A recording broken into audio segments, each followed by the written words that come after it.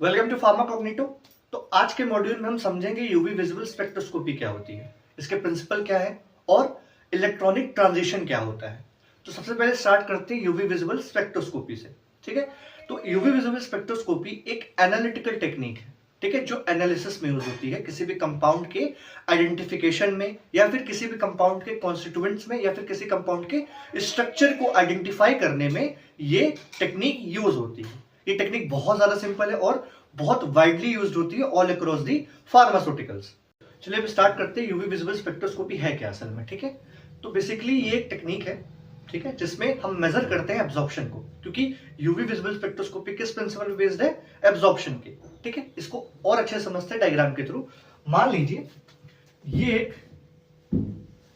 UV radiation का source है, light source है यूवी रेडिएशन का, और यहां पे एक सैंपल है।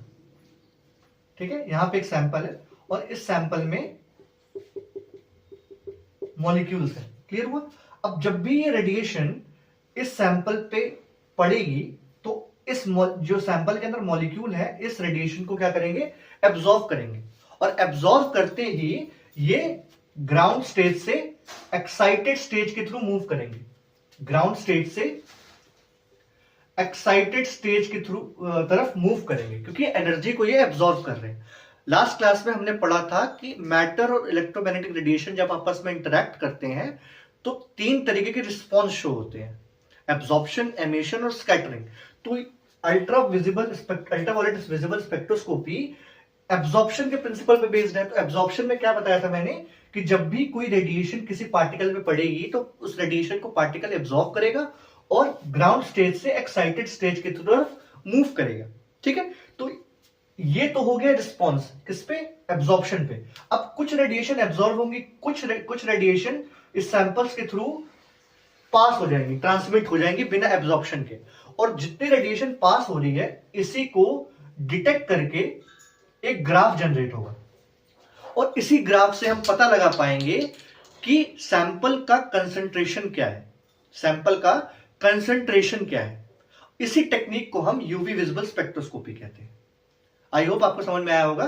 फिर से मैं एक बार बताता हूं कि यूवी विजिबल स्पेक्ट्रोस्कोपी जो रेडिएशन है ये मेजर की जाती है जब भी किसी सैंपल के थ्रू इसको पास कराया जाएगा तो उसमें जो पार्टिकल्स है इस रेडिएशन को एब्जॉर्ब करेंगे और कुछ रेडिएशन उस सैंपल से पास हो जाएगी। जो रेडिएशन पास होगी उसी रेडिएशन को डिटेक्ट करके हम पता लगाएंगे कि इस सैंपल के अंदर कितना कंसंट्रेशन है या इस सैंपल के अंदर जो मॉलिक्यूल्स है उनका स्ट्रक्चर क्या है। इसी टेक्निक को हम यूवी विजिबल स्पेक्ट्रोस्कोपी कहते हैं। क्लियर हुआ? अब देखते हैं कि यूवी विजिबल स्पेक्ट्रोस्कोपी जो है, ये जो टेक्निक है, ये किस किस रेंजेस में ऑपरेट करता है, किन दो रेंजेस में, मेनली दो रेंजेस होते हैं जिसमें ऑपरेट करता है, वो कौन कौन सी है, उसके क्या रेंजेस है। ठीक है, तो सबसे पहला आता है हमारा यूवी रीजन, जिसको अल्ट्रावायलेट रेडिएशन भी कहते हैं। ठीक है, इसकी जो रेंज है वो 200 नैनोमीटर से 400 नैनोमीटर है। लास्ट क्लास में हमने देखा था इलेक्ट्रोमैग्नेटिक स्पेक्ट्रम के बारे में, एक स्केल थी जो कि इंक्रीजिंग ऑर्डर में, वेवलेंथ के इंक्रीजिंग ऑर्डर में अरेंज की गई थी। वो स्केल में सबसे पहला हमारा गामा आ जाता है, देन हमारा एक्सरे आता है, और फिर हमारा आता है यूवी, और देन आता है हमारा विजिबल। ये इंक्रीजिंग ऑर्डर में स्केल था वेवलेंथ के। ठीक है, इसके बाद IR हो गया, माइक्रोवेव हो गया, रेडियो वेव हो गया, NMR हो गया, इसके बाद वाले। ठीक है, हम अभी अल्ट्रावायलेट विजिबल स्पेक्ट्रोस्कोपी के बारे में पढ़ रहे हैं, यूवी रीजन और विजिबल रीजन। तो अभी इस स्केल को देखेंगे। ठीक है, तो यूवी रीजन यहाँ पे 200 नैनोमीटर से 400 नैनोमीटर ये रेंज है। ये इलेक्ट्रोमैग्नेटिक स्पेक्ट्रम क्या था, ये स्केल थी जो वेवलेंथ के इंक्रीजिंग ऑर्डर में थी। ठीक है, तो इस यूवी की रेंज, अल्ट्रावायलेट रेडिएशन की रेंज क्या होती है, 200 से 400 नैनोमीटर, और विजिबल की कितनी थी, 400 से 800 नैनोमीटर। ठीक है, विजिबल की कितनी है, 400 से 800 नैनोमीटर। इस रेंज में, इसी रेंज में ये ऑपरेट करता है यूवी विजिबल स्पेक्ट्रोस्कोपी, इसी रेंज में ऑपरेट करता है। कौन सी रेंज में, 200 नैनोमीटर टू 800 नैनोमीटर। जब इन दोनों कंबाइन करेंगे यूवी विजिबल को तो कितना होगा, 200 से 400, 200 से 400, 200 नैनोमीटर टू 400 नैनोमीटर हमारा हो गया यूवी का, और 400 टू 800 नैनोमीटर हो गया हमारा विजिबल का। तो हम 200 से 800 बोलेंगे ना, तो दोनों कंबाइन करेंगे तो UV visible spectroscopy 200 nanometre to 800 nanometre operate करता है, इसी के बीच में ऑपरेट करता है।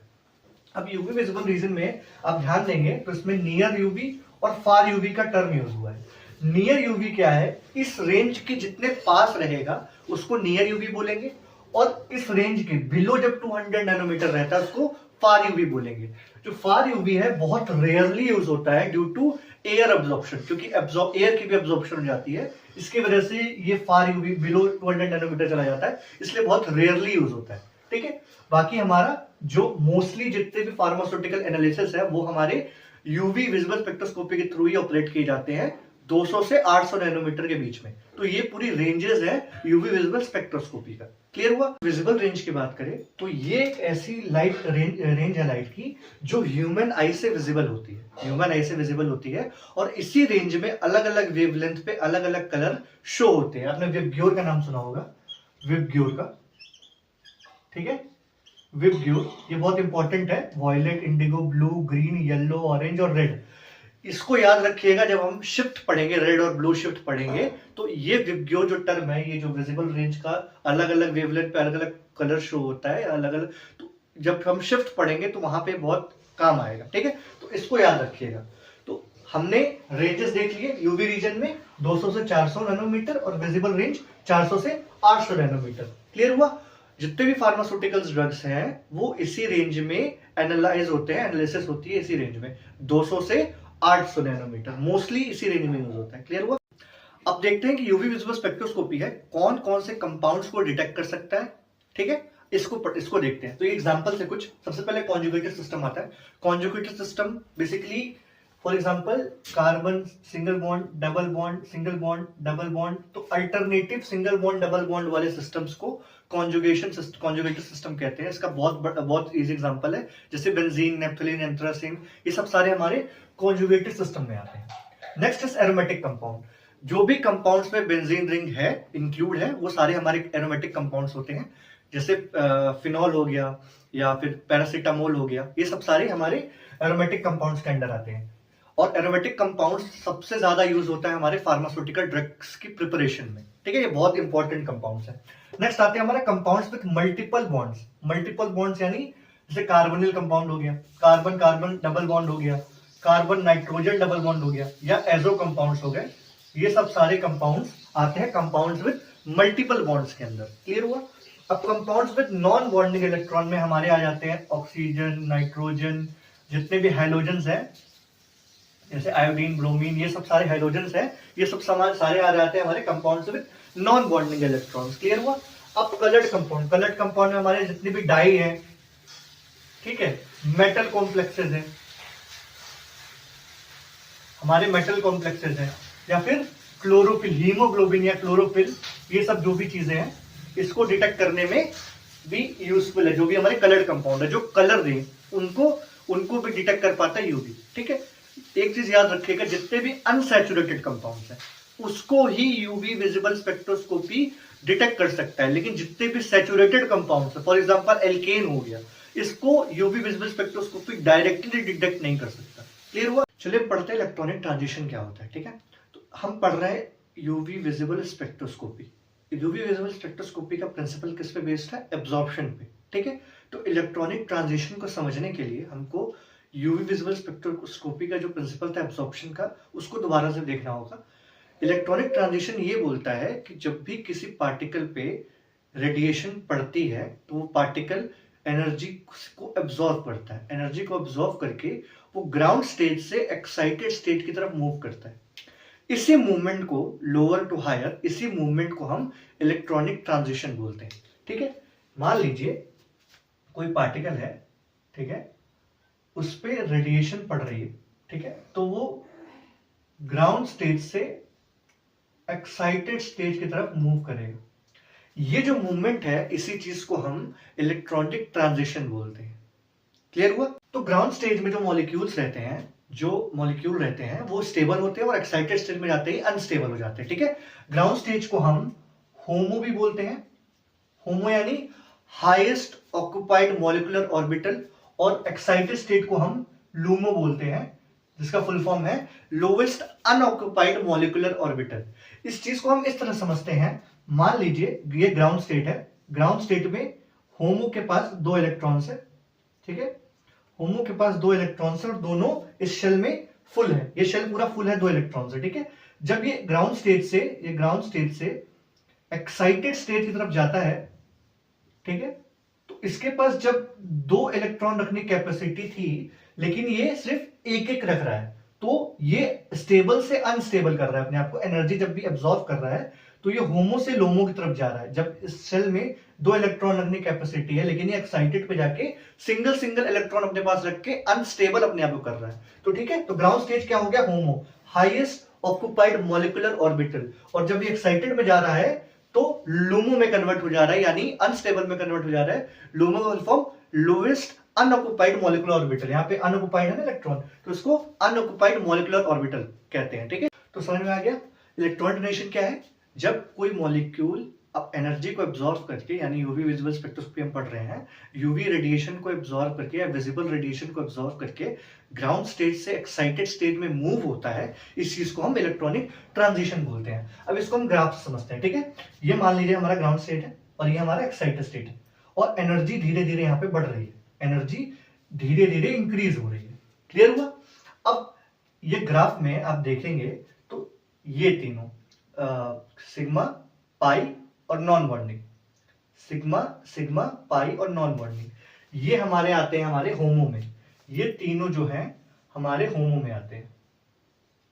किसमें आते हैं? होमो में। होमो यानी हाईएस्ट ऑक्युपाइड मॉलिक्यूलर ऑर्बिटल, ठीक है। और ये दोनों जो है हमारे लूमो में आते हैं। लूमो यानी lowest unoccupied molecular orbital. Clear हुआ? अब सिग्मा की बात करें, सिग्मा आप लोग जानते हैं सिंगल बॉन्ड, सिग्मा यानी सिंगल बॉन्ड, पाई यानी डबल बॉन्ड या ट्रिपल बॉन्ड, ये हमारे पाई होते हैं। और एन होते हैं, एन की बात करें, एन जो एन होते हैं हमारे, वो बेसिकली लोन पेयर होते हैं, यानी नॉन बॉन्डिंग, ये लोन पेयर होते हैं, हमारे नॉन बॉन्डिंग की बात होती है। क्लियर हुआ? तो ये जो ग्राफ है ये बहुत इंपॉर्टेंट है हमारे इलेक्ट्रॉनिक ट्रांजिशन को समझने के लिए, और एग्जाम के लिए बहुत इंपॉर्टेंट है, बाद में बहुत ज्यादा काम आएगा, सो ध्यान से पढ़िएगा, ठीक है। तो इसके टाइप है, मेनली 4 टाइप होते हैं, लेकिन 2 टाइप और हैं जो कि थ्योरेटिकली पॉसिबल है बट प्रैक्टिकली पॉसिबल नहीं है। चलिए अब एक एक करके पढ़ते हैं टाइप्स के बारे में, ठीक है। सबसे पहला टाइप हमारा आता है सिग्मा टू सिग्मा स्टार, ठीक है। सिग्मा टू सिग्मा स्टार, ये वाला सिग्मा टू सिग्मा स्टार, ठीक है। तो ये सिग्मा टू सिग्मा स्टार जो है बेसिकली ये हमारा फार यूवी में आता है। फार यूवी को हम वैक्यूम यूवी बोलते हैं, ठीक है। ये हमारा फार यूवी में आता है। बेसिकली कितना होता है ये? बिलो 200 नैनोमीटर, ठीक है। इसको लेस देन 200 नैनोमीटर की फ्रीक्वेंसी ये एक्साइट होता है। किसमें एक्साइट होता है? लेस देन 200 नैनोमीटर की फ्रीक्वेंसी में या रेडिएशन में। क्लियर हुआ? अब ये जो सिग्मा टू सिग्मा स्टार वाले होते हैं, यानी सिंगल बॉन्ड, यानी सैचुरेटेड हाइड्रोकार्बन्स होते हैं, ठीक है। ये बहुत ज्यादा हाईली एनर्जेटिक होते हैं, इसको बहुत हाई एनर्जी चाहिए। देख रहे हैं यहाँ पे सिग्मा टू सिग्मा स्टार, यहाँ पे तो ज्यादा है, यहाँ पे तो इसको हाई एनर्जी चाहिए होती है ग्राउंड स्टेट से एक्साइटेड स्टेट में जाने के लिए, यानी होमो टू लोमो में जाने के लिए इसको बहुत ज्यादा एनर्जी चाहिए होती है, बहुत ज्यादा स्ट्रांग होता है बेसिकली, ठीक है। और इसके एग्जांपल्स है हमारे सैचुरेटेड हाइड्रोकार्बन जो सिंगल बॉन्ड होते हैं, जैसे CH2 CH3, ये हमारे होते हैं सैचुरेटेड हाइड्रोकार्बन्स। क्लियर हुआ? अब सेकंड हमारा जो है वो हमारा है non bonding to anti bonding, ठीक है। जो हमारा सिग्मा टू सिग्मा स्टार था, ये हमारा था बॉन्डिंग टू एंटी बॉन्डिंग, ठीक है, बॉन्डिंग टू एंटी बॉन्डिंग। और जो non bonding n to sigma star है, ये हमारा है non bonding to anti bonding. अब इसमें ये जो होते हैं, ये कितनी फ्रीक्वेंसी होते हैं non bonding to anti bonding वाले, ये वाले बेसिकली, ठीक है। इसकी फ्रीक्वेंसी होती है 150 से 250 नैनोमीटर की, ठीक है। ये होते हैं ऐसे कंपाउंड्स जो कि सैचुरेटेड होते हैं, प्लस इनमें एक हेट्रो एटम प्रेजेंट होता है, सैचुरेटेड प्लस एक हेट्रो एटम प्रेजेंट होता है। क्लियर हुआ? थर्ड हमारा आता है पाई टू पाई स्टार, ये वाले बॉन्ड, ये बेसिकली डबल बॉन्ड वाले हैं, ठीक है, अनसैचुरेटेड है, ठीक है। इसमें जैसे for example carbon to carbon double bond, carbon to nitrogen, nitrogen to carbonyl compounds, nitrile compounds, जितने सारे आते हैं हमारे इसमें आते हैं। इसका क्या होता है नैनोमीटर का? 200 से 700 नैनोमीटर। ये परफेक्ट होते हैं, फ्रीक्वेंसी होते हैं हमारी यूवी विजुअल स्पेक्ट्रोस्कोपी के लिए। जितने भी हमारे फार्मास्यूटिकल की ड्रग की एनालिसिस होती है बेसिकली, वो सारे हमारे अल्फा टू अल्फा स्टार के बीच में होती है, pi to pi star. Pi to pi star के इसमें ही होती है, ठीक है। फोर्थ हमारा आता है non bonding to pi star, non bonding to pi star, यानी non bonding to pi star, ठीक है। इसमें बेसिकली जब हमने non bonding to sigma star पढ़ा था तो हमने बोला था कि सैचुरेटेड और हेट्रो एटम होते हैं, सैचुरेटेड और हेट्रो एटम होते हैं। तो जब non bonding to pi star पढ़ेंगे तो इसमें अनसैचुरेटेड और हेट्रो एटम प्रेजेंट होते हैं। क्लियर हुआ? ये हमारे, और ये जो दो टाइप हैं basically pi to sigma star या सिग्मा टू पाई स्टार, ये दोनों टाइप्स हैं, ये थ्योरेटिकली पॉसिबल है, प्रैक्टिकली पॉसिबल नहीं है, दोनों टाइप्स फॉरबिडन है। मेनली हमारे 4 टाइप होते हैं जो कि यूवी विजिबल स्पेक्ट्रोस्कोपी के एनालिसिस में यूज होते हैं, ये टेक्निक में यूज होते हैं। क्लियर हुआ? तो ये था हमारा आज का वीडियो, ठीक है। आई होप आपको समझ में आया होगा। कोई क्वेरी हो, कोई डाउट हो तो प्लीज कमेंट सेक्शन में मुझे बताइएगा, कुछ फीडबैक देना हो तो भी बताइएगा, ठीक है। तो अब जो भी इस टॉपिक के नोट्स है वो आपको कमेंट सेक्शन या डिस्क्रिप्शन में मिल जाएंगे, ठीक है। तो बने रहिए। Thank you so much.